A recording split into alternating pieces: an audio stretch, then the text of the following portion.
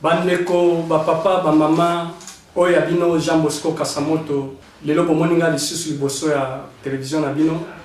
Na yeli bino lisusu émission lisusu ka émission bino bolandaka. Pasola milanga. Nde wana lelo tozolobela makambo mboka na yambi ndeko na bino Patrick Kanku yende azamwa bien placé pour na makambo oyo ngana kotuna ye. Bonjour Patrick. Tout passe na mokaka et na sepeli na invitation ko pesinga. Vraiment na sepeli mingi ndenge oyo yena oyeko participer na Pasola Milangi émission yo batu yoso balingaka. Alors ndenge nini santé ya mouvement ya IDPS. Ah merci, nga naza vraiment très bien. Parti na biso pesa Malamu Mingi, président de la République qui a été élu par le peuple congolais. Je cite le docteur Tshisekedi, il peut Aza très très bien. Ma cadre peut va cambi mignon sur la partie la valeur. Merci mingi na ndenge utiko zone silanga susmaloba. Awa na kati ya Winnipeg, est-ce que IDPS pezali ou bien ça? IDPS partout. IDPS partout, IDPS le seul parti oyo congolaise où ils allaient mukilumba, ils allaient implanter mukilumba. IDPS na Brésil, IDPS na Phnom Penh, IDPS na Pyongyang, kuna na Corée du Nord, IDPS na Winnipeg, IDPS na Gatineau, comme IDPS na Ontario, IDPS partout. Alors monsieur Patrick, fonctionne yo bana osala penza na kati ya IDPS. Pour na mona kolobelaka IDPS mingi mais fonctionne yo bana osala. Ce to bito ta la fonction. Tout d'abord, il faut ça pour la fonction il faut ça. Mais fonction l'équipe va fonctionner sur la kati ya partie.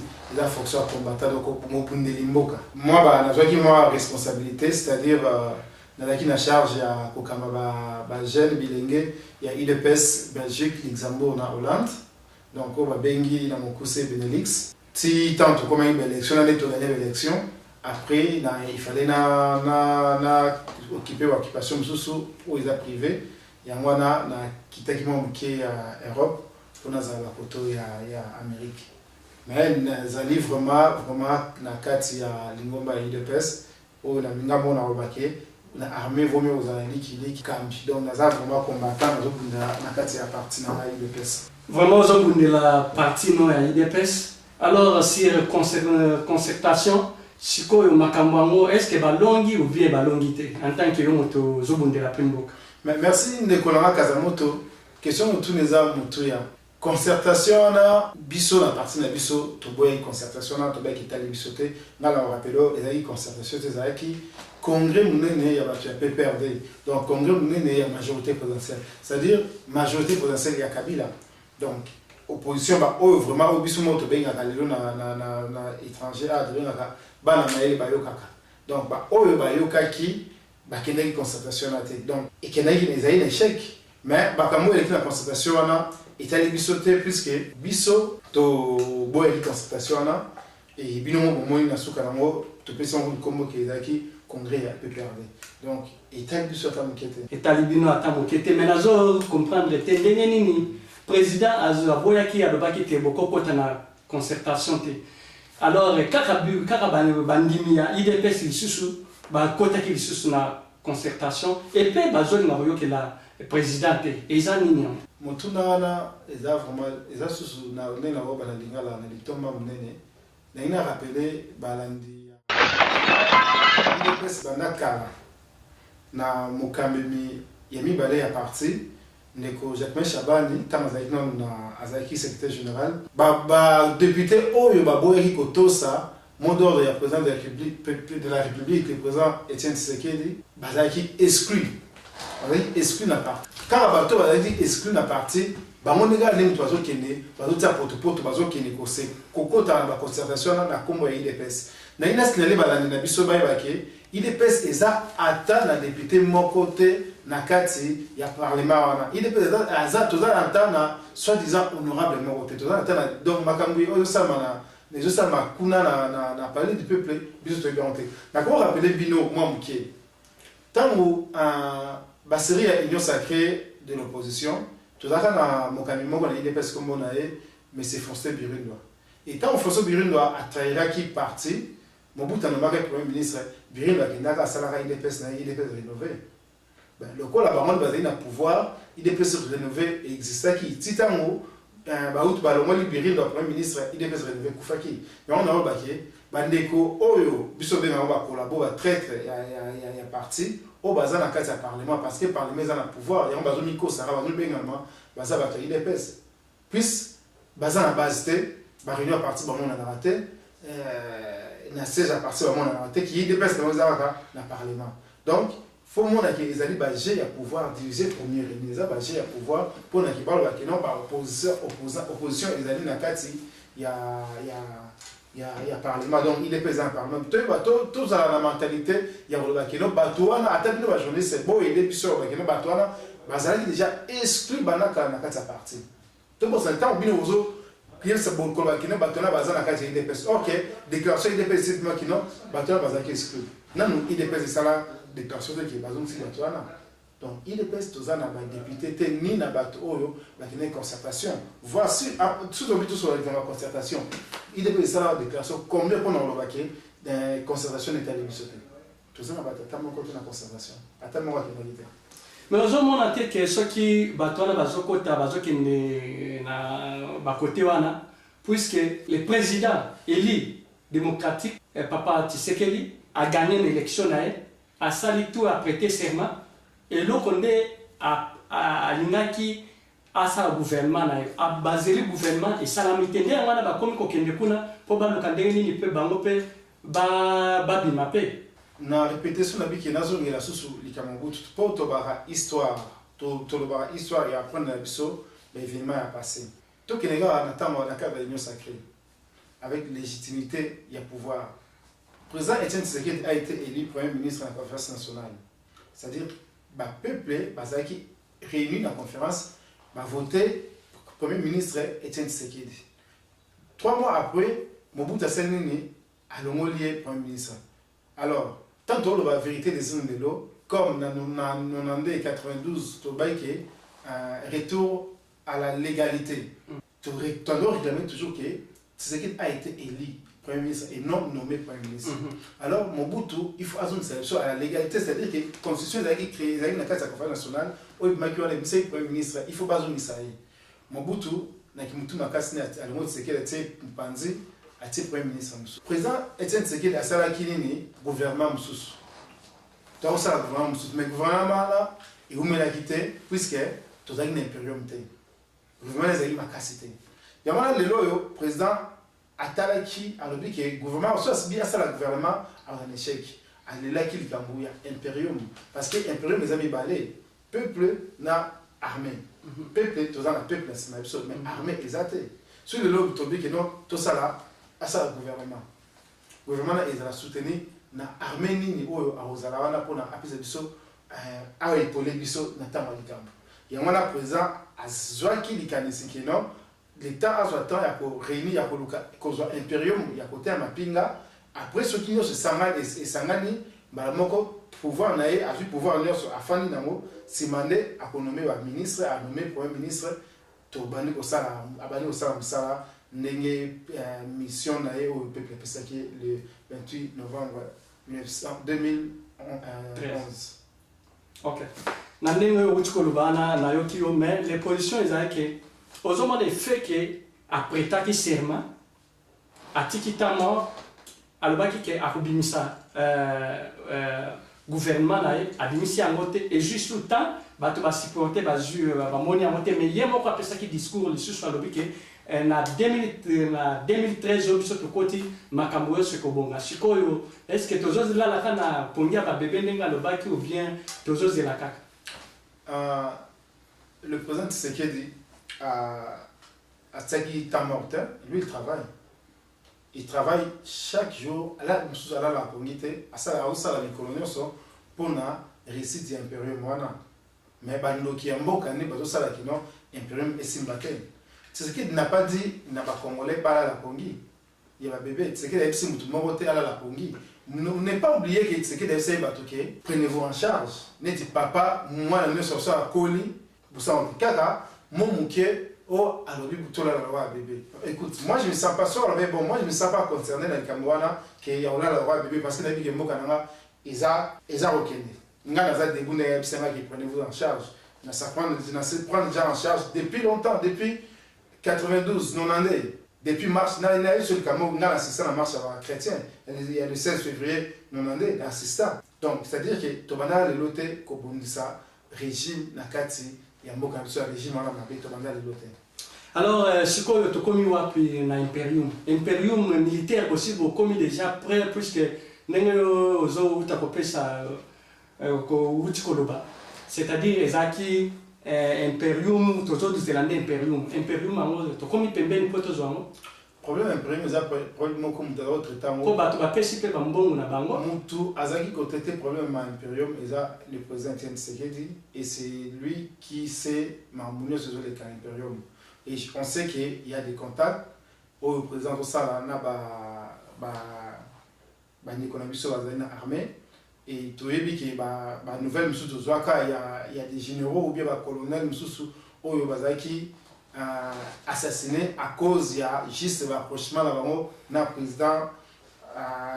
président élu Etienne Tshisekedi. Il y a assassinat, il y a porté disparu. Mais le problème est impérium, il y a un problème. Merci Mingi, Bandeko, Oyo, Bozo, Yo Kakaka. Mobundeli ya IDPS a l'obité Makambo Imperium, mais Zakakana. Maboko na yemoko le président Eli Papa Tshisekedi. Alors le long là nazo bisabino ezali émission na bino bolingaka Pasola Milangi. Pasola Milangi ya mwana Patrick Kankou moko ya IDPS azo Pasola Milangi na ye. Alors monsieur Patrick Kankou. Alors na problème il y a secrétaire général Chabani. Il y a très bien Azakar na suspension. Bon, est-ce que suspension ici ou bien ici là? Le secrétaire général, ancien secrétaire général Jacques Chabani, avant suspension, il a été révoqué dans le poste après suspension. Mais le problème, il y a ancien secrétaire général Jacques Main, ils ont qui premier mot la guerre encore interne dans cette partie, où il y a coûté voire même poste dans cette partie, mais à Azakara la katia partie, vraiment c'est que ça n'a pas manqué puisque Pasola Milangi azo Pasola Milangi c'est vérité. Nandenga na yebeli secrétaire général bacha pembeni et puis na kata IDPS na yebite ce qui comme des partis côté Moussou Bazali pourrier côté Moussou Bazali pourrier mais secrétaire général a travaillé fort tendenge a gagné l'élection, à ça la campagne a réussi à reménager. Pourquoi Papa Tshisekedi, président élu, Azoyoka il a été en AOP, na bon Oya Salak, moi maintenant moi Salak. UDPS est parti, n'est pas parti pour amener les Nyonson. On a plusieurs exemples, voire même au Canada, la parti n'est pas parti libéral, ils ont la guerre, ils ont la carte. On a plusieurs exemples en France, UMP. Il y a Sarkozy, guerre pour des ans à 4, guerre à leadership et tout. Il est pesant, neti, parti nyonso, nyonso bazolinga ba remplacer chef, nyonso donc il y a problème, il y a guerre à leadership.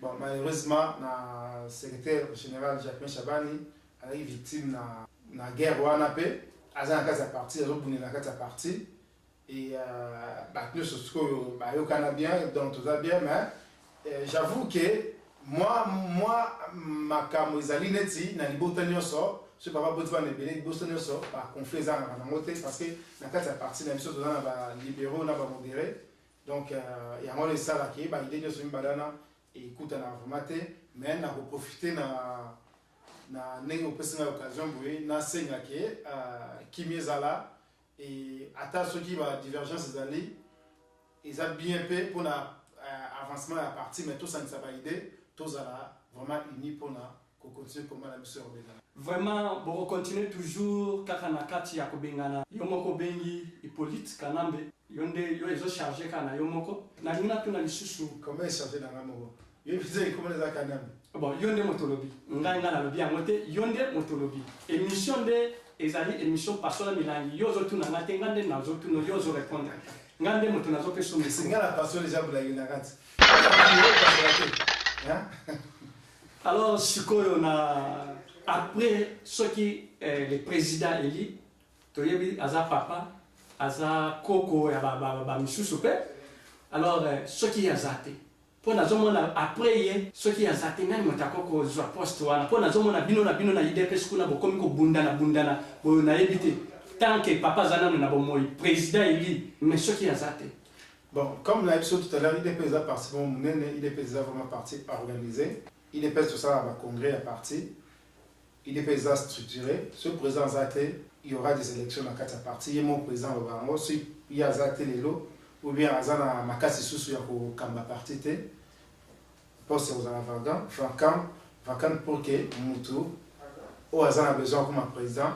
Akoma peut-être nga pe na relancer na reporter na candidat na présidence à parti et ba homme compétent dans la tête à parti na biso et ce qui dit aza akoma lelo icône moko boy na loba mo je suis fier d'être antiséquediste bat mingi ba loba lelo bat mingi ba benga baza ba lumumiste baza ba lumumiste ba na baida lumumba mais ils n'ont jamais vu Lumumba et ba loba za toza ba lumumiste mais moi je suis fier d'avoir connu le président Etienne Tshisekedi et à Rosana Pembe et à Koyoka Baïde nae et à lobby na Roloba fièrement que non je suis Tshisekediste parce que toujours ceux qui m'ont biso ils ont comme un état de droit et tout dans toujours wana pour na déclarer que senga moga biso état de droit pour te dire que ba tout bazai belé oyo Bakogiko Kamba parti, Nengi sur il est pas partement organisé, il y aura vraiment il augmente au Salama pour na kusala qui va remplacer le président. Mais qu'on ne va pas non ce qui est azate parti au Koufa, parti au Koufa. Vraiment parce que parti et Koufa. Alors nazana mutuna mususu puisque nasima nazana ba pro oyo bazotel sabino bilili oyo tozana ba pro vraiment tozana Patrick yende motazo asimi penza sima mobimba bangonde bazo donc bazo filmer baza penza ba pro alors na lingina tuna lisusu 2016 élection ekosalama to ekosalama te puisque papa Tshisekedi président Eli a travaillé na noté ekosala to ekosala. Bon, en 2016, Bisso, pour nous, Kabila a la présidence. Pour nous, Kabila n'a pas la légitimité de organiser sur l'élection. Donc pour l'instant, il y a 2016, il y a vraiment une actualité. Parce que Kabila, pour moi, Kabila, c'est un ancien président. Il n'est pas le président de la République de notre pays. Le président Tshisekedi, tant on va prêter serment, décision de qui assiste pendant qui travaux nyonso il y a parlement et le Sénat. Donc jusqu'à ce que le président Tshisekedi n'a pas encore obtenu son impérium, pour nous ce qui se passe au Congo, ils ont le Moroté. Donc il n'y aura pas des élections avec Kabila au pouvoir en 2016. Bon, ce qui est en 2016, à l'obité a préparé l'élection, il y a l'obité makambo élection et ça les sous-soutés beaucoup de sont élection à tikalika na poste one. Est-ce qu'impérium est pour ça? Oui, problème impérium. Tu penses que impérium public a déjà dans le problème impérium est pour ça malilo et pour ça malobi. Voilà tout ce qui est en maboka nzambe. Mais comme ça n'a été il y a d'autres peuples oyo va se prendre déjà en charge pour la biso baké. Kabila dégage vraiment nazo sepela mingi émission pasola milangi. Alors boyoki kala ndenge ya lobby mais c'est Patrick Kankou lumbala a lobby akokufa kaka pona IDPS tendenga kozongisa IDPS président Eli na kiti na yo na yo moni yango. Bon, Lumbala na obaki Roger Lumbala yi azam ta IDPS te. Alors bi jamais pour la IDPS, Roger Lumbala dans la partie na et Roger Lumbala il s'est dit azat sekediste. Mais il a abutaki pona ko abutaki pona aussi na Minduki na ndenge ya saki alliance na ina ba Rwanda. Les 16 choses oyo na condamné les collabiso Roger Lumbala c'est alliance soit ça na Rwanda. Mais à part ça démarche na les années il a des démarches bien, c'est-à-dire que pour y habiter à l'objet il y a alliance ma Minduki pour non bien la Kanambi comme d'autres Congolais ou Basimba Minduki pas bien la Kanambi. Mais côté à ma B ou à Salaki ils allaient qu'on travaille à Rwanda. Bon, à l'objet sous que il y a aucune élection à Kabila en 2016 pour la zone simplement pas de sécurité. Ça n'engage qu'il est. Alors, M. Malumalu a préparé l'élection locale na municipale. Na yo zomona ndenge. Malumalu a Jean Kabila, ça ne nous regarde pas. Et ça Malumalu a Kabila est allé sauter. On est engagé car PPRD na batuna. Wane zali kaka ndenge yo moko wuti koloba, mais nazo senga na batutu oiza pasola milangi ozomona na yambi moko ya IDPS oya yebi makamu bien placé pour la IDPS. Alors pasola milangi azotel sabino kaka ndenge nini tozokende masolo ango tokomi déjà pembeni tokomi kokende déjà pembeni. Alors na banzi Patrick Kankou okoza na liloba pona monsieur. Oui, monsieur Félix c'était général la partie chargée de la relation extérieure. Oui. Alors est-ce que Asia Koutani déjà na ba décideur puisque lui azali bien placé pour la makambwana? Mais voilà les a bleu moko il a akutana batebele na musala na ya secrétaire général comme ministre des affaires étrangères akutana batebele voilà les a appelé ça rapport la présidence ou bien ba consulaire c'est-à-dire un secrétaire général voilà les a bleu moko interne na kasa parti ou na kasa. Alors la base to komi déjà presque na suka to komi na suka soko zana mwa liloba ya koloba na ba bon le vraiment suka loba ezali ke na sengi merci na ndenge na na pasola milangi sengi merci na Congo Mikili parce que bitumo to bandi oyo to bandi toujours na Congo Mikili bazali na biso to osala kutu mingi na ba 2011 na pendant l'élection atama pasi na zomona to fetaki Noël 2010 na Bruxelles na